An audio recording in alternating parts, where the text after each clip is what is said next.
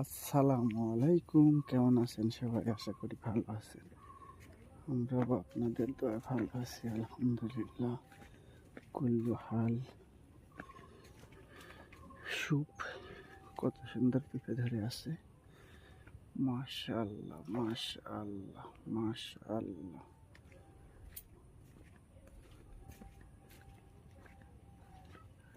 মাশাআল্লাহ,